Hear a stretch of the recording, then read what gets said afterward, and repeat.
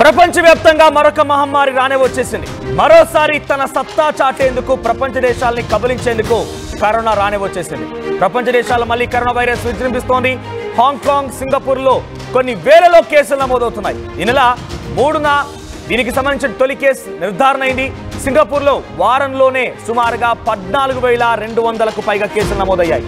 ఇక హాంకాంగ్లో అయితే 17-13 నెలల ఉన్నటువంటి చిన్నారులకి ఈ వైరస్ సోకుతోంది. శ్వాస సంబంధిత వ్యాధులున్న వాళ్ళకు కూడా కరోనా ముప్పు వాటిల్లే అవకాశం ఉంది.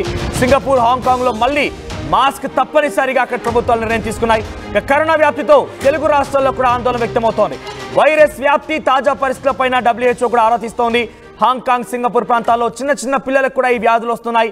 మరి ముఖ్యంగా ఒక్కసారి కనుక మీకు శ్వాసకోశ సంబంధిత వ్యాధులు కనుక సోకితే వెంటనే మీరు నిర్ధారించుకోవాల్సిన అవసరం ఉంది. సో మరోసారి మొహానికి మాస్కులు తప్పనిసరిగా అక్కడ ప్రభుత్వాలు నిర్ణయం తీసుకున్నాయి. అంటే ఈ మహమ్మారి మరింతలా మరోసారి ప్రజల్ని భయభ్రాంత గురి చేయబోతోంది, ప్రపంచాన్ని కబలించబోతున్నటువంటి ఆ విషయం తలుచుకుంటేనే నిజంగా చాలా భయంగా ఉంది. గతంలో మనం చూసాం కరోనా సందర్భంలో సుమారుగా సంవత్సరం పాటుగా ఎక్కడ చూసినా ప్రపంచం మొత్తం స్తంభించిపోయింది. ఎటువంటి మూమెంట్ లేదు. అసలు ఎక్కడ ఒకరి వారు ఇంకో దగ్గర వెళ్లాల్సిన పరిస్థితి లేదు. కనీసం తల్లిదండ్రులకు మధ్య పిల్లలకి తల్లికి మధ్య కూడా సత్సంబంధాలు లేకుండా పోయే అటువంటి ఒక దుర్మార్గమైన పరిస్థితిని కరోనా మనందరికీ పరిచయం చేసింది. అయితే దాని నుంచి బయటపడ్డాం. అంతా ఇప్పుడు సవ్యంగానే ఉంది. కొంత మొహానికి మాస్కులు తీసాం, కానీ కొంత హెల్త్ ప్రికాషన్స్ అయితే పెరిగాయి. ప్రజలంతా కూడా హెల్తీగా ఉండే విధంగా, ఆరోగ్యంగా ఉండే విధంగా అన్ని రకాల చర్యలు తీసుకుంటున్నారు. ఈ నేపథ్యంలో మరోసారి కరోనా వార్త అందరినీ భయభ్రాంతలకు గురి చేస్తోంది. సో మనం చూస్తాం ఆ టీవీ స్క్రీన్ పైన. సో ఇక్కడ సింగపూర్, హాంకాంగ్ ప్రభుత్వాలు విడుదల చేసినటువంటి అఫీషియల్ నోట్ అవి. సుమారుగా ఒక వారం వ్యవధిలోనే 14,200 కేసులు నమోదయ్యాయంటే అర్థం చేసుకోండి ఎంతలా ఇక్కడ కేసులు నమోదవుతున్నాయనేది.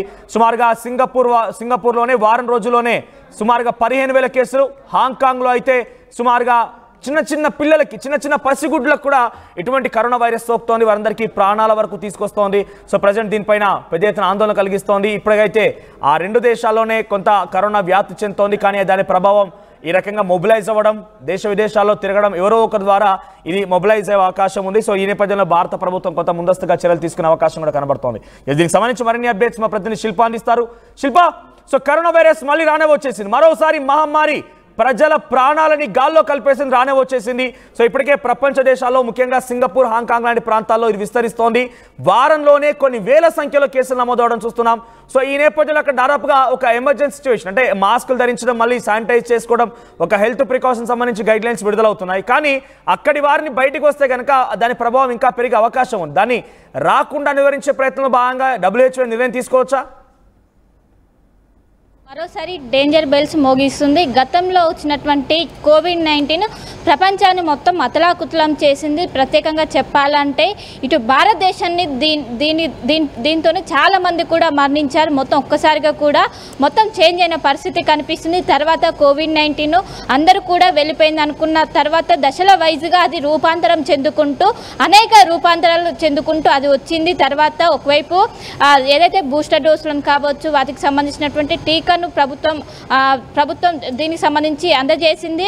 అనంతరం ఒకవైపు దాని నుంచి ఎప్పుడైతే మనం COVID-19 నుంచి కోలుకుంటున్నామని అందరం బయటపడుతున్నాం, ఇది పూర్తిగా తొలగిపోయిందని ఎప్పుడైతే అనుకుంటున్నామో అనుకున్న సమయంలోనే మరోసారి రూపాంతరం చెందుతూ కోవిడ్ మహమ్మారి మరోసారి విస్తరిస్తుంది. ఇదే నేపథ్యంలో ఆసియాలోనే అతిపెద్ద నగరాలైనటువంటి హాంకాంగ్, సింగపూర్లో మరోసారి COVID-19 విజృంభిస్తుందని చెప్పుకోవచ్చు. ప్రధానంగా ఈ నెల మే 3న మొదటి కేసు నమోదైంది. మొదటి కేసు నమోదైన వారం రోజుల్లోనే 1000 కేసులు నమోదైందంటే దాని వ్యాప్తి ఏ విధంగా ఉందో అర్థం చేసుకోవచ్చు. ఒకవైపు ఇప్పుడు వేడిగా వాతావరణం ఉంది. ఈ వేడి వాతావరణం వైరస్ అనేది వ్యాప్తి చెందడానికి అంత అనుకూలంగా ఉన్నది. ఎందుకంటే చనిపోయే అవకాశం ఉంది వైరస్. కానీ ఇలాంటి సమయంలోనే ఇలాంటి ప్రతికూల పరిస్థితుల్లోనే ఈ విధంగా 1000 కేసుల్లో ఇటు నమోదవడంతో ఒక్కసారిగా అందరూ భయం భ్రాంతులకు గురవుతున్నారు. అటు సైడ్ జనాభా కూడా ఎక్కువ ఉండటంతో గత వారం రోజుల నుంచే హాస్పిటల్కు ఎవరైతే కోవిడ్కి సంబంధించినటువంటి పేషెంట్స్ దాదాపు 30% పెరిగినట్లు ఇప్పటికే అక్కడ హెల్త్ ఆర్గనైజేషన్ అయితే చెప్పింది. దీనిపైన వరల్డ్ హెల్త్ ఆర్గనైజేషన్ ఆరా తీస్తున్నది. ఫస్ట్ కేసు ఏ విధంగా నమోదైంది మొత్తం కూడా ఆరా తీస్తున్నారు. అక్కడ మాస్క్ తప్పనిసరి అని కూడా ప్రస్తుతం అయితే అక్కడ చేసిన పరిస్థితి కనిపిస్తుంది. దీంతో తెలుగు రాష్ట్రాల ప్రజలు వెంటనే ఆందోళనకి గురవుతున్నారు. ఎందుకంటే ఎప్పుడైతే కోలుకుంటున్న అన్న తరుణంలోనే మరో మరోసారి ఇది వ్యాప్తి చెందడంతో ఒక్కసారిగా అందరూ కూడా భయాందోళనకు గురవుతున్న పరిస్థితి కనిపిస్తుంది. ఇంకోటి సింగపూర్ నుంచి హైదరాబాద్కి మనకు తెలుగు రాష్ట్రాల నుంచి మనం రెగ్యులర్గా వెళ్తూ ఉంటాము. రెగ్యులర్గా ఇక్కడ నుండి అక్కడికి అనుసంధానం అనేది ఎక్కువగా ఉంటుంది. సో ఎక్కువ కూడా అక్కడ సింగపూర్లో చూసుకున్నట్లయితే 17 నెలల పసికందుల నుంచి మొదలుకొని 13 నెలల చిన్న పిల్లలకు సైతం ఈ కరోనా అనేది అటాక్ చేస్తుంది. దీంతో ఒక్కసారిగా భయాందోళనకు గురవుతున్నది. అది ఈజీగా ఒక్క నుంచి ఇంకొకరు ఈజీగా స్ప్రెడ్ అవుతుంది. సో ఇక్కడ నుంచి వెళ్ళేవారు చాలా జాగ్రత్తగా ఉండాలంటూ కూడా ఇప్పటికే ఒకవైపు హెల్త్ ఆర్గనైజేషన్ చెప్తున్నది. వెళ్ళిన ప్రతి ఒక్కరు అక్కడ నుంచి వచ్చే వాళ్ళు కావచ్చు, ఇక్కడ నుంచి వెళ్తున్న వారు కావచ్చు, ఖచ్చితంగా టెస్టులు చేసుకోవాలి.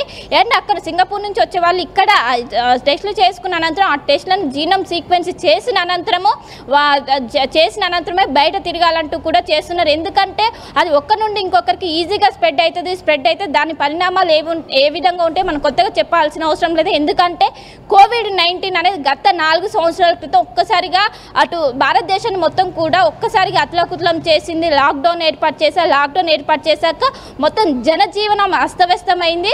సో ఇది ఇలాగా ఉండగా మరోసారి అక్కడ మన పక్క దేశాల్లోనే ఈ విధంగా ఉంటే మనకు కూడా వ్యాప్తి చెందే అవకాశాలు. భారతదేశంలో కూడా గతంలో చాలా భారీ ప్రభావం చూపించింది. పెద్ద ఎత్తున కేసులు నమోదయ్యాయి. ప్రజలంతా ఒక్కసారిగా స్తంభింపజేశారు. తర్వాత పెద్ద ఎత్తున తీవ్ర నష్టం కూడా వాటిల్లింది. దాని నుంచి కోలుకొని ఇప్పుడిప్పుడే బయటపడుతున్నాం. ఆర్థికంగా కూడా పుంజుకుంటున్నాం. ఈ నేపథ్యంలో మరోసారి ఇటువంటి వార్త ఏషియన్ కంట్రీస్ సింగపూర్, హాంకాంగ్ లాంటి దేశాల్లో రావడం, ముఖ్యంగా అక్కడ ట్రాన్స్పోర్టేషన్ అంటున్నట్టుగా అటువైపు నుంచి ఇటు వచ్చినా కూడా ఇటువైపు నుంచి అటు వెళ్ళినా కూడా ఆ దేశాల్లో ఉన్నటువంటి ఆ వైరస్ మరింతగా ప్రభావం చూపించే అవకాశం ఉంటుంది, విస్తరించే అవకాశం కూడా ఉంటుంది. ఈ నేపథ్యంలో ఎటువంటి రెస్ట్రిక్షన్స్ నిర్వహించబోతున్నారు? మరి ముఖ్యంగా మన దగ్గర రాను రోజుల్లో వర్షాకాలం, ఆ తర్వాత మనం చూస్తే వింటర్ సీజన్ కూడా ఉంది. ఈ 2 సీజన్లో కోవిడ్ చాలా ప్రభావం చూపిస్తుంది. రెస్పిరేటరీ సిస్టాన్ని పెద్ద ఎత్తున డ్యామేజ్ చేయగలదనే ఒక వార్త గతంలో కూడా మనం చూసాం. కాబట్టి ఇప్పుడు ఎలా ఉండబోతోంది? దీనిపై ఎటువంటి ఆంక్షలు విధించవచ్చు భారత ప్రభుత్వం? రైట్, భారతదేశం ఇప్పుడిప్పుడే కోవిడ్ నుంచి కోలుకొని అటు ఆర్థికంగా కావచ్చు ఇప్పుడిప్పుడే కొంచెం దాని నుంచి బయటపడుతున్న తరుణంలోనే మరోసారి మన పక్కన దేశాలకు ఇది వ్యాప్తి చెందడంతో ఒక్కసారిగా కలవరపడుతుంది. వెంటనే భారత ప్రభుత్వం హై అలర్ట్ ప్రకటించిందని చెప్పుకోవచ్చు. ఎందుకంటే గతంలో ఒక్కసారిగా అయ్యాక మొత్తం కూడా చిన్న భిన్నమైన పరిస్థితులు కనిపిస్తున్నాయి.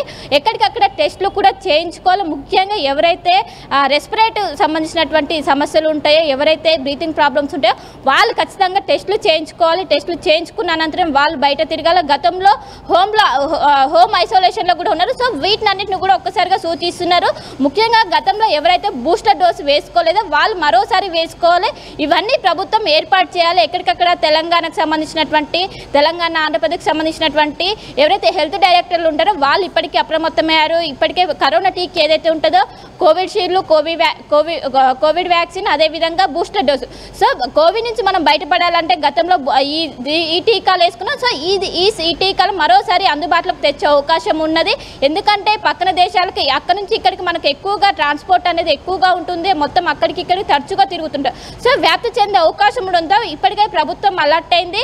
సో వాళ్ళకి సంబంధించినటువంటి టెస్టులు చేసిన అనంతరం జీనోమ్ సీక్వెన్స్ పంపుతారు. వాళ్ళకి కనుక పాజిటివ్ అని తేలితే వెంటనే హోమ్ ఐసోలేషన్ లేదా హాస్పిటల్లో కూడా అడ్మిట్ చేసుకోవాలంటూ కూడా ఇప్పటికే సూచనలు జారీ చేస్తున్నారు. మొత్తం మీద ఎవరైతే ప్రజలు గుమ్మికూడి ఉంటారో అక్కడ వాళ్ళు జాగ్రత్తలు తీసుకోవాలి. ఇప్పటికే ఇటు హాంకాంగ్ కావచ్చు, అదేవిధంగా సింగపూర్లో కావచ్చు మాస్క్ తప్పనిసరి చేశారు.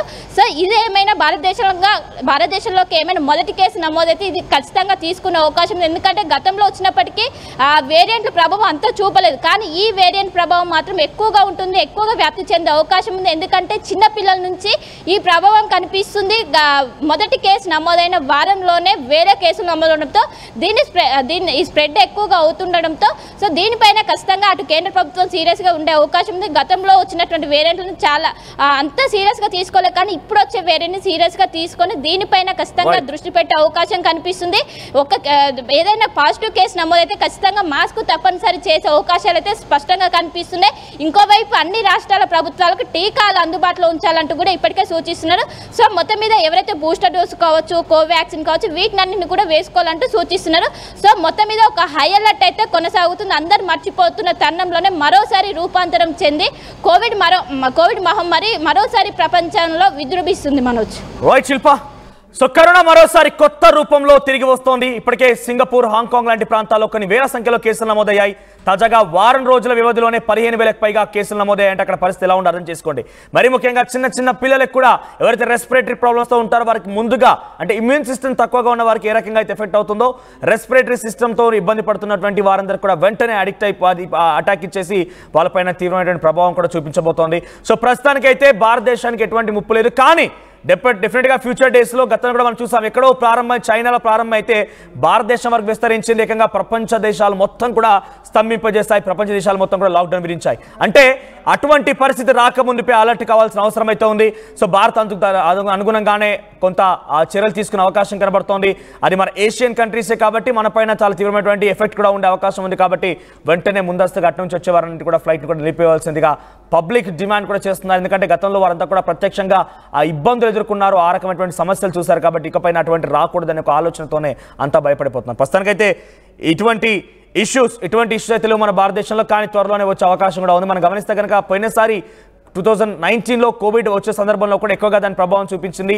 ఆ రైనీ సీజన్, వింటర్ సీజన్లో చాలా తీవ్రమైన ప్రభావం చూపించింది. ఇప్పుడు కూడా రాను రోజుల్లో రైనీ అండ్ వింటర్ సీజన్స్ ఉన్నాయి. కాబట్టి దాని నుంచి మనం తప్పించుకోవాలంటే కొన్ని చర్యలు తీసుకోవాల్సిన అవసరం అయితే ఎంతైనా ఉంది.